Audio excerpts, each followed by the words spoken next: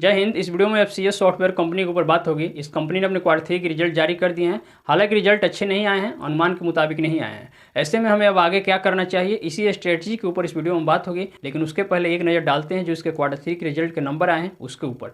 आइए वीडियो शुरू करते हैं। देखेंगे कंपनी के बोर्ड ऑफ डायरेक्टर्स की मीटिंग हुई है 11 फरवरी को, और इसी मीटिंग में कंपनी ने अपने क्वार्टर 3 के रिजल्ट्स जारी किए हैं, जिसके ऊपर हम लोग बात करते हैं। देखिए, क्वार्टर 3 के रिजल्ट को दर्शाने के लिए मैंने ये फिगर बनाया हुआ है ताकि बातें आसानी से समझ में आएंगी। क्वार्टर 3 के लिए ये कॉलम है, पिछले क्वार्टर यानी कि क्वार्टर 2 के लिए यह कॉलम, और साल भर पहले जो क्वार्टर 3 के नंबर आए थे कंपनी के उसके लिए ये कॉलम बनाया गया है। आप देखेंगे क्वार्टर 3 में एफसीएस सॉफ्टवेयर का रेवेन्यू 859.91 लाख रुपए का हुआ है। सारे फिगर्स लाख में दोस्तों।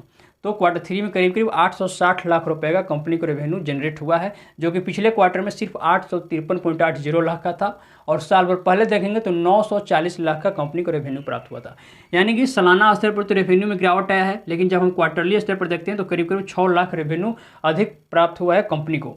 तो थोड़ा सा रेवेन्यू बढ़ा है। बात करें खर्चे की तो देखेंगे क्वार्टर 3 में कंपनी ने 861 लाख रुपए खर्च किए हैं, जो कि पिछले क्वार्टर में सिर्फ 848 लाख था, और साल भर पहले देखेंगे तो 879 लाख था। यहाँ भी देखेंगे तो सालाना स्तर पर तो खर्चे में कमी आया है, लेकिन क्वार्टरली स्तर पर खर्चे बढ़े हैं। दिक्कत यह है कि कंपनी ने इस बार जो खर्चे किए हैं अपने रेवेन्यू से अधिक खर्च किए हैं। जब भी आमदनी से अधिक खर्चा होगा तो लॉस बढ़ना स्वाभाविक है। तो यहाँ अगर बात करें पीएटी अर्थात प्रॉफिट आफ्टर टैक्स की, जो टैक्स वैक्स देने के बाद कंपनियों के पास बचता है, तो यहाँ देखेंगे यह डाटा माइनस में, अर्थात कंपनी को प्रॉफिट नहीं हुआ, लॉस हुआ है।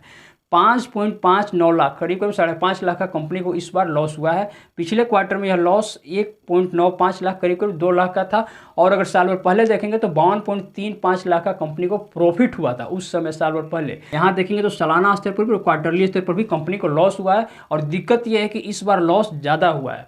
कायदे से लॉस कम होना चाहिए, तब कंपनी के आगे के संकेत अच्छे नजर आते हैं। बात करें ईपीएस अर्थात अर्निंग पर शेयर की, तो अर्निंग पर शेयर भी कुछ नहीं हुआ, 0 है। पिछले क्वार्टर में भी 0 था, साल भर पहले देखेंगे तो 0.03 पैसा के आसपास हुआ था। तो अगर ओवरऑल बात करें अब आगे क्या करना है, लेकिन उसके पहले मैं आपको कुछ दिखाना चाहूँगा। आपको स्क्रीन पर एक स्क्रीनशॉट दिख रहा होगा, कोई तिवारी जी हैं, इन्होंने किसी कंपनी में पैसा लगाया था, कंपनी डूब गई या बर्बाद हो गई, जो भी हो। अब ये मुझको बुरा भला कर रहे हैं। मैं आपसे पूछना चाहता हूँ, आप जब भी किसी कंपनी में रुपये लगाते हैं तो मेरे कहने पर रुपये लगाते हैं, मैं कहता हूँ इसमें रुपये लगा दीजिए, मैं आपसे ज़बरदस्ती लगवाता हूँ उसमें।